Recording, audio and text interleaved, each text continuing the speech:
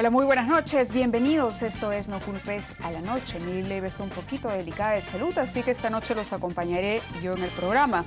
Ellos tres estuvieron esta mañana en Palacio de Gobierno y quería empezar esta conversación, primero saludarlos, darles la bienvenida y en segundo lugar preguntarles directamente cuál es su balance, si se sienten satisfechos con lo que ha ocurrido esta mañana en Palacio o si consideran que se repite nuevamente la historia de un diálogo que sirve más para una fotografía que para resultados concretos. Empezamos. Bueno, nosotros que como Acción Popular hemos asistido al diálogo en respuesta a nuestra tradición democrática. Nosotros hemos sido 3 veces gobierno y la verdad que sabemos lo que es ser gobierno, de gobernar, porque es un tema bastante difícil y por lo tanto acá sí se amerita el diálogo. Cuando nosotros nos reunimos en el comité político de mi partido para analizar la conveniencia de participar en este diálogo, después de un debate, intercambio de ideas, dijimos hay que ir para tener la oportunidad, precisamente para decirle al presidente de la República, no de manera indirecta, no a través de los medios de comunicación, no a través de los tweets, sino de manera directa, todas nuestras propuestas que consideramos que deba darse de aquí en el poco tiempo que tiene el presidente de la República. Hoy, por ejemplo, para nosotros, y especialmente para mí, de manera para mi persona, ya el presidente de la República tiene que preparar una agenda de lo que podríamos decir de salida, una agenda que permita la transferencia y la alternancia democrática de manera serena, de manera tranquila. Claro que para otras fuerzas políticas que hoy asistieron y dijeron que no, que todavía hay un 30 o un 25% del tiempo que todavía tiene el presidente Ollanthumala. Pero nosotros consideramos que es importantísimo este diálogo porque baja los decibeles de la crispación. Acción Popular siempre va a apoyar la gobernabilidad, además de lo que es el Estado de Derecho, porque consideramos que hay que cuidar la democracia. ¿Yo estoy claro que el presidente Humala le hará caso? ¿Escuchará sus propuestas? Nosotros hemos ido con el mejor de las disposiciones para darle nuestras propuestas y así lo hemos hecho hoy. En el tiempo que nos tocó hablar, le hemos dado a conocer nuestras propuestas, fundamentalmente, precisamente en la elaboración de esta agenda. Y si él no hace una repercusión en las propuestas que hemos hecho las fuerzas políticas, yo creo que ya es una responsabilidad que él tiene.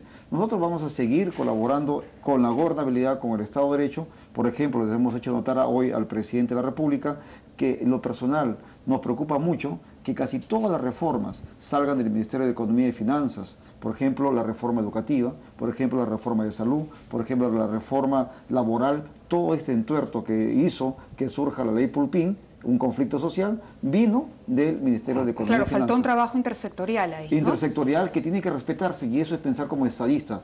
Nosotros respetamos a aquellas fuerzas políticas que no van y que no han ido a este diálogo, pero sí, nosotros en Acción Popular tenemos un principio cuando decimos de la improvisación a la planificación, por lo cual es importantísimo que pensemos con un pensamiento eminentemente prospectivo. Este diálogo se da en un contexto complicado, es decir, no responde a una agenda programada previamente a comienzos de gobierno, no. Esto ocurre cuando las denuncias de reglaje y la incomodidad con ciertos ministros llega un momento en que ya perturba tanto el ambiente y la agenda política del país que el gobierno se ve un poco obligado por este llamado que hace la oposición a decir, bueno, ok, sentémonos, ¿no? Entonces, tenían que saltar el tema del crecimiento económico, la inseguridad, los problemas endémicos del país, por supuesto, pero había temas específicos y muy picantes. El tema de los reglajes, concretamente. Bueno, en caso de los reglajes, cuando hicimos uso de la palabra como Acción Popular, le dijimos que en primer lugar nosotros rechazábamos categóricamente este tipo de prácticas que son totalmente antidemocráticas y que no se justifica en un Estado de Derecho.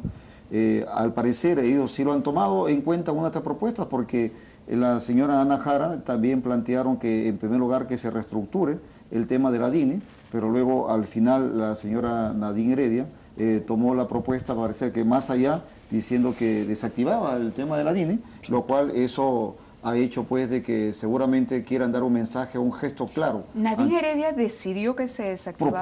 Lo propuso y bueno, y eso es un tema que ya me imagino que mañana la señora Ana Jara, a través de un decreto supremo, no sé cómo le irán a oficializar el tema de esta propuesta que hizo la señora Nadine Heredia. Y es ahí lo que dice Renzo cuando no lo critica, de que solamente haya resaltado la propuesta de la señora Nadine Heredia, dejando de lado las demás. Por ejemplo, nosotros hicimos una propuesta muy concreta, en el sentido que era pertinente y necesario que el presidente Ollanthumala convoque al Consejo de Estado para de esa manera enfrentar la lucha contra la corrupción de manera colegiada con las otras partes, que llámese Poder Judicial, Ministerio Público y también la propia Contraloría General de la República. Es en ese sentido que el Consejo de Estado le hemos pedido al presidente Ollanta Humala que lo convoque a la brevedad posible. Pero ustedes están siendo muy buena onda y están siendo bastante optimistas.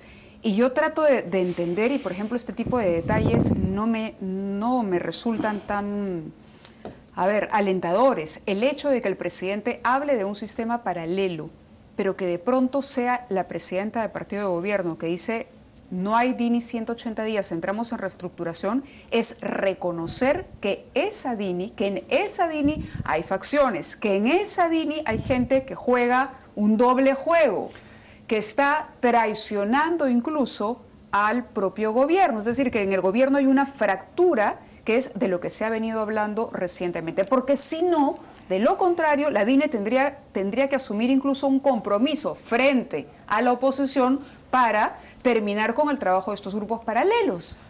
¿Cómo entender? En definitiva, yo creo que el gobierno ha entrado en un espiral, por eso ahora en lo personal fuimos bastante críticos y duros, incluso cuando muchos nos criticaban ayer que por qué Acción Popular iba a este diálogo, nosotros le manifestábamos que era la gran oportunidad para decir al presidente de la República de manera directa, de manera clara, y no, como reitero, a través de manera indirecta. Por eso cuando nosotros, hoy la comisión que fuimos, simplemente al final decidimos no estar en la fotografía. Y no estamos en la foto final. Nosotros fuimos y nos retiramos. Yo lo he visto, a diversos, señora Piña, al lado de la primera dama. Porque para que luego no se nos malinterprete que Acción Popular quiere estar en la fotografía como se han hecho permanentemente en los debates que he tenido con... Sobre todo aprovechando que Blancanieves no estaba, ¿no? Lo que pasa es que si iba Blancanieves, uno nos tapaba, ¿no? Nos cubría. Era tan grande que nos cubría dona Blancanieves, sobre todo a César, creo que no era ni el estómago. Bueno, ya quedamos en que no alusiones personales. No, te digo que no, la Blancanieves. Y en ese sentido, nosotros hemos sido muy claros, hemos ido al diálogo para darle nuestro parecer, nuestras propuestas. No, entiendo la y buena como voluntad. reitero, si ellos no lo toman en cuenta, será responsabilidad de ellos porque ya estamos a poco tiempo de que se dé la transferencia democrática. Sí, por supuesto. El gobierno siente por momentos, por lo que escuchamos, la forma en que el presidente se expresa cuando viaja al interior, sobre todo, que todavía estuviese en campaña o que le quedara muchísimo tiempo, pero en realidad entramos a un año muy complicado. Las proyecciones económicas son poco alentadoras, por no decir pesimistas, incluso cuando se ha reducido la expectativa de crecimiento desde las cifras oficiales.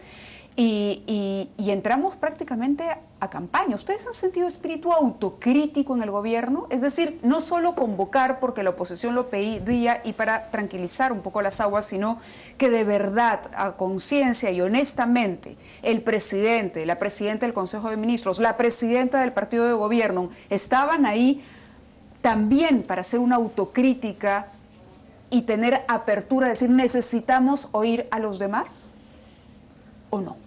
A mí, Mavila, si me permites, luego ya le toca a Renzo. En ese sentido, ¿sabes qué? Yo más bien no veíamos un estado autocrítico, pero sí más bien hacer una crítica y una observación en todo caso. Es de que cuando se hizo la palabra por parte de Ana Jara, parecía un mensaje a la nación. Pues justamente en el sentido de que prácticamente empezó a enumerar todos los logros que ellos habían tenido. Las críticas han ido por ahí, que fue un mensaje a la nación. Y la verdad que yo en lo personal consideré que no era ese el espíritu del diálogo, porque si empieza a dar sus logros, no se trata de ir a conocer los logros, sino fundamentalmente a poner paños fríos donde tenemos que poner y las medidas correctivas donde hay que hacerlas. Y la verdad que si hay una autocrítica, evidentemente no ha habido. No hubo más bien lo que yo siento que ha habido es un discurso por parte de la señora Ana Jara. ¿Qué opina usted y cuáles son las propuestas concretas? Mencióneme dos que haya llevado a esta reunión en Palacio. Bueno, nosotros en primer lugar, como reitero, le planteamos al presidente de la República que es necesario que se construya una agenda consensuada de salida para garantizar la transferencia democrática para el próximo gobierno. ¿En qué consistiría esa agenda? Por ejemplo, los temas fundamentales en lo que es la reforma electoral,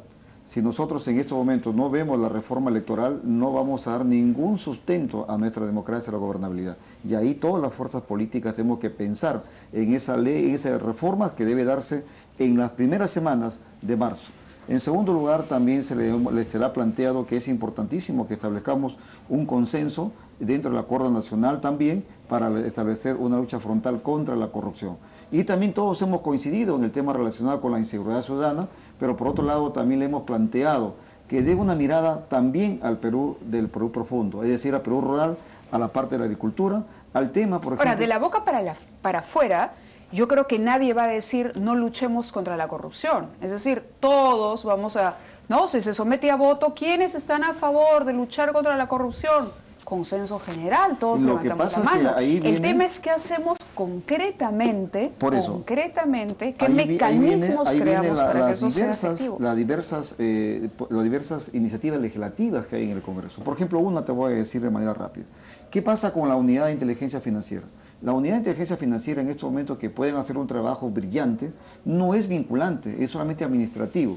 A una persona le encuentras todo un desbalance patrimonial, sin embargo eso no es vinculante con la Fiscalía. Y eso tenemos que corregir en el Congreso de la República. Ahora, ¿puede la gente confiar en un Congreso que, digamos, disculpa a Gagó, que le perdona la vida a Gagó? Yo estoy de acuerdo plenamente contigo, Mávila. Incluso yo he sido crítico en la última comisión permanente, donde prácticamente fui la única voz que se opuso para que archiven estos 9 casos en el Congreso de la República. Y lamentablemente, en la subcomisión de acusaciones constitucionales del Congreso de la República, yo creo que empieza esa red de impunidad, donde está el Poder Judicial, donde está la Fiscalía, el Consejo Nacional de la Magistratura y el propio Congreso de la República. En forma definitiva, ahí viene lo interesante y lo urgente, que creo yo que el propio presidente de la República debería impulsar, es ayudar a impulsar en la reforma electoral, precisamente para remozar al Congreso de la República y a la política nacional, Mávila.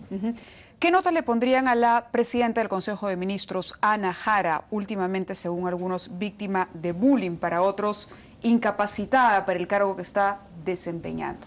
Yo le pondría 12, por más amiga que sea, colega congresista. 2 puntos menos. Lo que pasa es de que ella, cuando fue elegida presidenta del Consejo de Ministros, lamentablemente ella no puso a ningún ministro.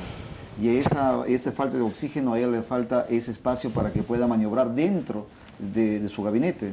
Recordemos que cuando ella fue elegida presidenta del Consejo de Ministros, prácticamente el que hizo todo el gabinete fue el ministro Castilla. Por lo tanto, yo creo que eso fue el ministro Castilla y no el ministro Ana Jara. Si el presidente los llamara y les dijera, necesito refrescar el gabinete y voy a cambiar 2 ministros, ¿a cuáles 2 cambiaría? Para mí, el ministro que muy desaparecido pasa es el de Economía, en definitiva. ¿Segura? Es el que ha generado todos estos problemas y la verdad que el propio presidente de la República debería evaluar su permanencia si quiere refrescar el gabinete. ¿El otro?